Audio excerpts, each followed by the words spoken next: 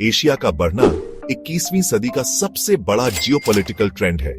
Asia, जो दुनिया का सबसे बड़ा और सबसे अधिक जनसंख्या वाला महाद्वीप है, अब वैश्विक शक्ति के केंद्र में है। इस विशाल महाद्वीप में दो देश सबसे आगे हैं, जापान, जो टेक्नोलॉजिकली एडवांस्ड डेमोक्रेसी है और अपनी इनोवेशन और हाई टेक इंडस्ट्रीज के लिए जाना जाता है, और चीन, जो ऑथोरिटेरियन स्टेट है और जिसकी इकोनॉमी बहुत तेजी से ग्रो कर रही है। चीन ने पिछले कुछ दशकों में रिमार्केबल इकोनॉमिक ग्रोथ और डेवलपमेंट हासिल की है। कौन सा देश 2024 में ज्यादा पावरफुल होगा, ये जानने के लिए हमें सिंपल मैट्रिक्स से आगे बढ़कर गहराई से एनालिसिस करना होगा। हमें इकोनॉमिक इंडिकेटर्स, टेक्नोलॉजिकल एडवांसमेंट्स और मिलिट्री स्ट्रेंथ के साथ साथ कल्चरल इन्फ्लुएंस और सॉफ्ट पावर को भी देखना होगा, गहराई से एनालिसिस करना होगा।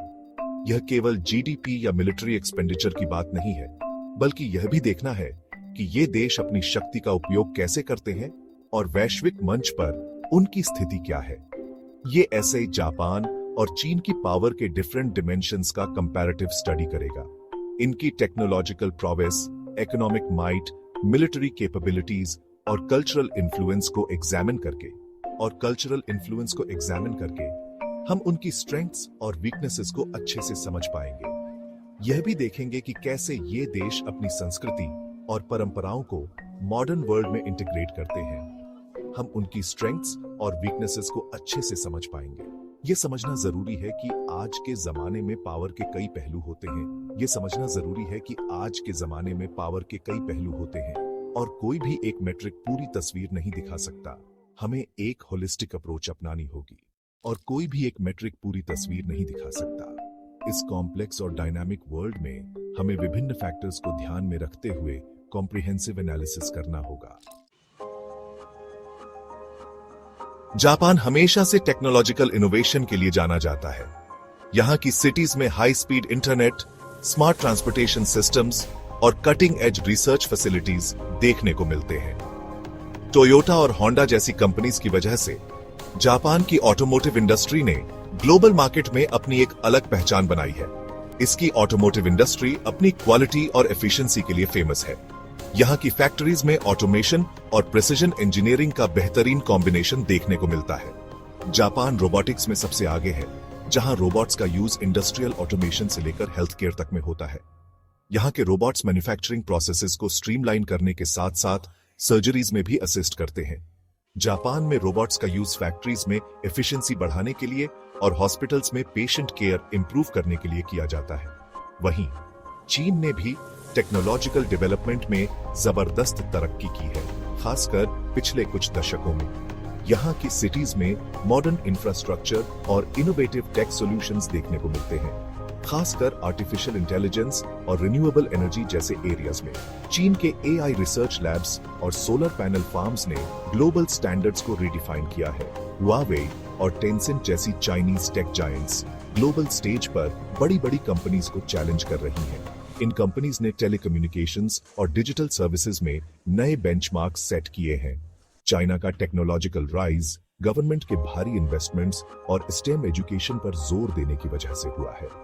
यहाँ के स्टूडेंट्स को अर्ली एज से ही टेक्नोलॉजी और इनोवेशन के लिए तैयार किया जाता है, जिससे फ्यूचर में और भी एडवांसमेंट्स देखने को मिलेंगी। जापान का स्टैंडर्ड ऑफ लिविंग बहुत अच्छा है, जहां इंफ्रास्ट्रक्चर और सोशल सर्विसेज कमाल के हैं। इसका शिनकानसेन यानी बुलेट ट्रेन नेटवर्क इंजीनियरिंग का एक बेहतरीन नमूना है। हालांकि जापान को डेमोग्राफिक चैलेंजेस का सामना करना पड़ रहा है, जैसे घटती और बूढ़ी होती जनसंख्या। पिछले कुछ दशकों में चीन का इकोनॉमिक डेवलपमेंट हैरान करने वाला रहा है। लाखों लोग गरीबी से बाहर निकले हैं और एक संपन्न मिडिल क्लास उभर कर सामने आया है। हालांकि चीन की तेज ग्रोथ की एक कीमत भी चुकानी पड़ी है, जिसमें एनवायरमेंटल डिग्रेडेशन और इनकम इनइक्वालिटी शामिल है। जापान के पास एक बहुत ही सोफिस्टिकेटेड, हालांकि संविधान द्वारा सीमित सेल्फ डिफेंस फोर्स है, जो एडवांस्ड टेक्नोलॉजी से लैस है। यूनाइटेड स्टेट्स के साथ इसकी अलायंस इसे एक महत्वपूर्ण सिक्योरिटी अम्ब्रेला प्रदान करती है। चीन के पास दुनिया की सबसे बड़ी स्टैंडिंग आर्मी है और वह अपनी मिलिट्री कैपेबिलिटीज का तेजी से मॉडर्नाइजेशन कर रहा है। उसने हाइपरसोनिक मिसाइल्स और एयरक्राफ्ट कैरियर्स जैसे एडवांस्ड वेपनरी डेवलप किए हैं। इस रीजन में चीन की बढ़ती मिलिट्री असर्टिवनेस ने उसके पड़ोसियों को चिंतित कर दिया है। Section 5 economic influence. जापान अब भी एक इकोनॉमिक पावर हाउस है और दुनिया की तीसरी सबसे बड़ी इकोनॉमी है। यह डेवलपिंग कंट्रीज में एक मेजर इन्वेस्टर है और ग्लोबल सप्लाई चेन्स में महत्वपूर्ण भूमिका निभाता है। चीन दुनिया की दूसरी सबसे बड़ी इकोनॉमी बन गया है और दुनिया भर के देशों के लिए एक मेजर ट्रेडिंग पार्टनर है। इसका बेल्ट एंड रोड इनिशिएटिव एक बहुत बड़ा इंफ्रास्ट्रक्चर प्रोजेक्ट है जिसका मकसद पूरे एशिया, अफ्रीका और यूरोप में अपना इकोनॉमिक और पॉलिटिकल इन्फ्लुएंस बढ़ाना है। चीन के इकोनॉमिक क्लाउड की वजह से इंटरनेशनल अफेयर्स में उसका दबदबा है। Section 6 cultural impact. Japanese culture anime और मांगा से लेकर क्विजीन और फैशन तक पूरी दुनिया में पॉपुलर है। क्वालिटी, क्राफ्ट्समैनशिप और टेक्नोलॉजिकल इनोवेशन के लिए उसकी रेप्यूटेशन की वजह से जापान की सॉफ्ट पावर और भी आज जाती है। चीन कन्फ्यूशियस इंस्टीट्यूट्स, फिल्म और म्यूजिक के जरिए दुनिया में अपनी कल्चर को बढ़ावा दे रहा है। हालांकि ह्यूमन राइट्स रिकॉर्ड और सेंसरशिप पॉलिसीज की वजह से चाइना के सॉफ्ट पावर के एफर्ट्स को कभी-कभी नुकसान पहुंचता है। Section 7 soft power dynamics. Japan की सॉफ्ट पावर उसके कल्चरल अट्रैक्टिवनेस और एक जिम्मेदार ग्लोबल सिटीजन के रूप में उसकी भूमिका से आती है।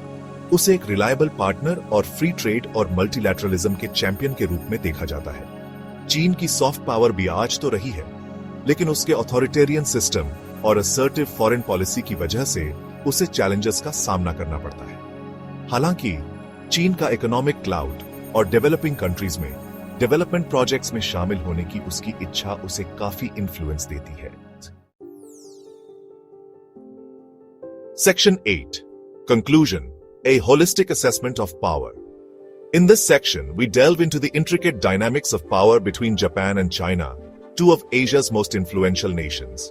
जापान और चीन की पावर की तुलना करना एक कॉम्प्लेक्स काम है। दोनों देशों की ताकतें और कमजोरियां अलग-अलग हैं और इनकी तुलना करना कई पहलुओं पर निर्भर करता है। Japan technological innovation, quality of life और सॉफ्ट पावर जैसे एरियाज में आगे है। जापान की तकनीकी प्रगति ने उसे ग्लोबल लीडर बना दिया है और उसकी संस्कृति का प्रभाव दुनिया भर में देखा जा सकता है। चीन के पास तेजी से बढ़ती इकोनॉमी, एक पावरफुल मिलिट्री और बढ़ता हुआ ग्लोबल इन्फ्लुएंस है। चीन की आर्थिक वृद्धि ने उसे एक सुपर पावर बना दिया है और उसकी सैन्य शक्ति भी लगातार बढ़ रही है। हालांकि चाइना की ओवरऑल पावर बढ़ती हुई दिखाई दे सकती है, लेकिन जापान की स्ट्रेंथ्स को कम करके नहीं आंका जाना चाहिए। जापान की इनोवेशन और हाई क्वालिटी ऑफ लाइफ उसे एक यूनिक एडवांटेज देती है। एशिया में पावर का फ्यूचर बैलेंस बहुत से फैक्टर्स पर डिपेंड करेगा, जिसमें इकोनॉमिक परफॉर्मेंस, टेक्नोलॉजिकल इनोवेशन और जियोपॉलिटिकल डेवलपमेंट्स शामिल हैं। इन सभी फैक्टर्स का इंटरप्ले यह तय करेगा कि आने वाले समय में कौन सा देश अधिक प्रभावशाली होगा।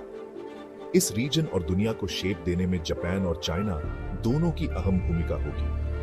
दोनों देशों के बीच कोऑपरेशन और कंपटीशन का एक डेलिकेट बैलेंस बना रहेगा। अंत में यह कोई जीरो सम गेम नहीं है। दोनों ही देश एक ज्यादा खुशहाल और स्टेबल ग्लोबल ऑर्डर बनाने में योगदान दे सकते हैं। दोनों देशों के बीच सहयोग से न केवल एशिया बल्कि पूरी दुनिया को लाभ हो सकता है। यह महत्वपूर्ण है कि हम इन दोनों शक्तियों के बीच संतुलन बनाए रखें और उनके योगदान को सराहें।